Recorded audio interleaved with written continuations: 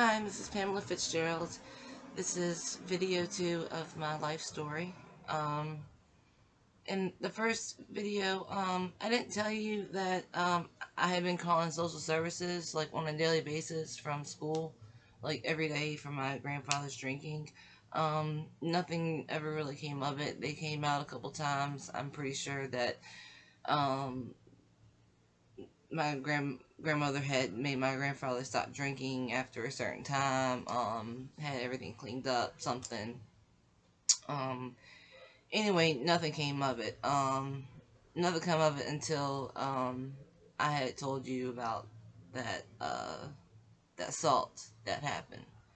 And then, once, after that assault happened, and then, and then, uh, then I had went to go stay with my mother, and then me and her got into a fight, and then I went to juvenile detention hall, and then I went back to the greenhouse to wait for placement again, and I'm getting stuff. I'm sorry. This is gonna happen because there's so much. Um,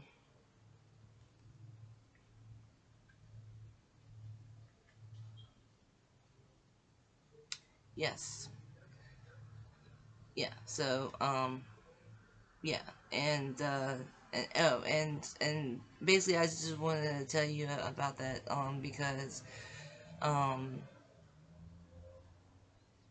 it was like, even though I had called social services and fought to be removed from the home, I had still felt the shock of actually being removed.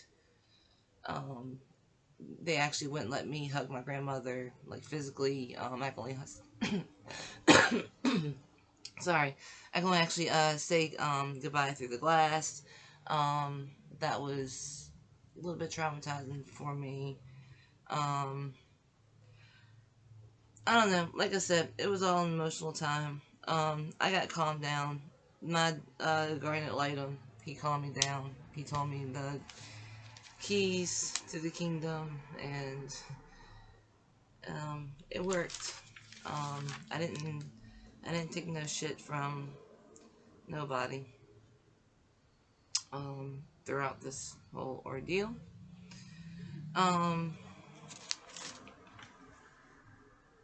so I go to Poplar Springs, and I thought that I was just going to be there 5 to 7 days, like in the key unit. Well, no, I was going to be there for a residential unit, and a residential unit it's no set time for how you to be there. There's levels. There was 4 levels I had to complete. I completed mine in 10 months. Um, I don't think I was there long enough, honestly, looking back. I learned a lot about being a child of an alcoholic. I learned about emotional abuse. I learned about my being bipolar, having bipolar disorder, borderline personality disorder, which is really still confusing for me. Except for, I know that I chameleonize. If you notice the title of my videos, Alive and in Stereo. If you'll know, that's from 13 Reasons Why. I'm not making fun of not making fun of the show at all, or the girl, or Hannah Baker, or anyone. I like it, and this is me, and I'm alive and I'm mysterious. This is my story, and I want to tell it that way. So, yeah. um, it's, so about 2 months after me being there, I finally get, they finally break me down a little bit. Actually, really, what happened was 9/11 happened.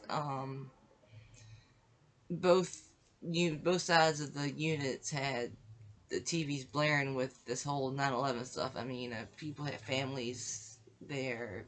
Um, you know, people knew people there. And it was a national crisis. I was in my room during it all. My grandfather, his thing was sit in front of the TV, watch beer, drink beer, watch the news, uh, and I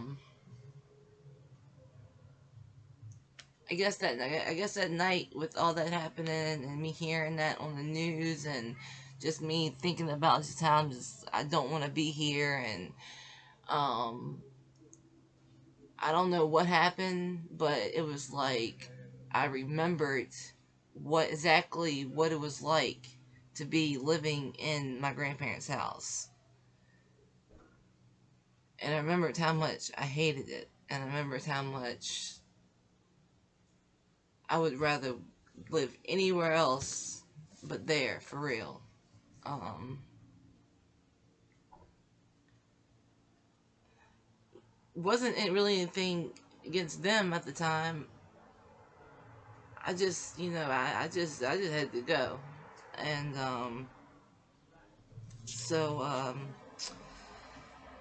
and as I progressed, in this program,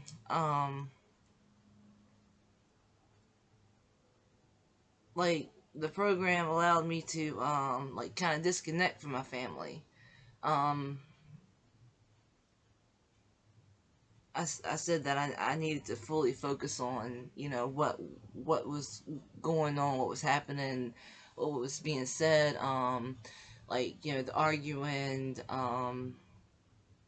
argument between them about my mother, how she just she had me and left me there, and um she tried to leave my half sister there, but that didn't happen. Or at least that's what they say. Um, but uh,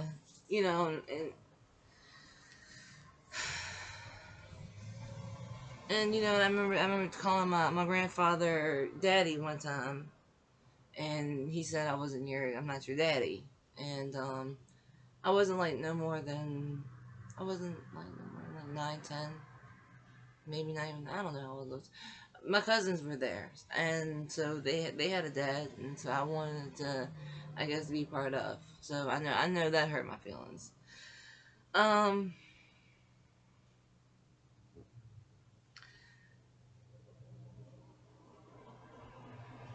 but I don't.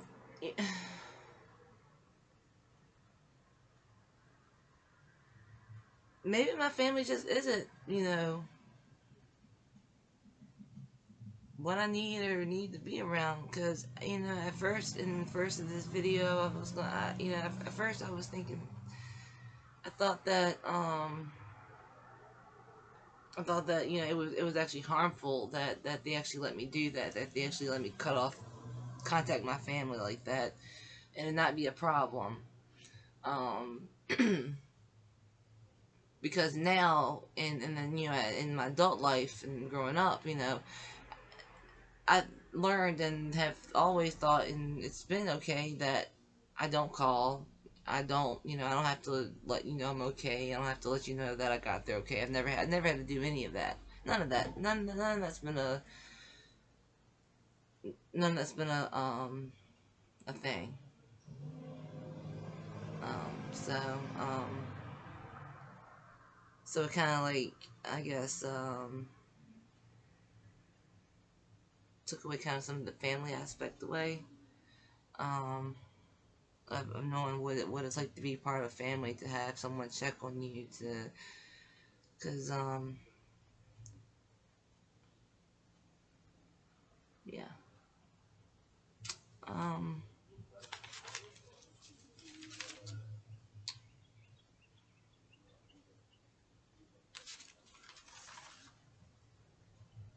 uh, and then uh, that also could have been done because they also knew that in the next few months I was going to be going to foster care, which I didn't know I was going to be going to foster care. I didn't know where I was going to be going after when I left that place. I think I might have may have thought that I was going back to my grandparents' place, but I didn't know for sure. But I do know that around month, month 8 or 9, they started to have me interview families or interview me or whatever. I cried during one of them, and they said I was too emotional. So, um, they had a lot of kids, so I guess maybe they were like, we got so many kids, we can't really take in an emotional one. It's gonna have to take extra time. I don't know why you're in this position and why you're in this line of work then. Yeah, because as my stories go on, you'll see that they'll let they've let they I hope it's I don't think it's changed that much. So I'm just gonna go and say that they'll let anyone become a foster parent, foster family. I'm living proof. Um, the other family that interviewed me were the Martins. Um, I don't remember his name, but I believe her name was Kathy. And this was when I was 16, and I knew they had a pool, so that was kind of like what I was excited about. I was 16. I didn't think I had to worry about. Do I have to worry about, are these people crazy? Do I have to? Then, first of all, no one told me that anyway. So, I mean, that was never a warning given to me. Um, didn't think that would have to be my job, but yeah. Um,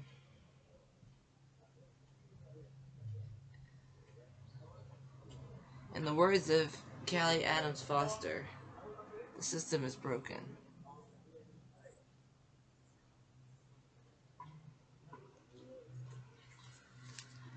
Thank you for listening.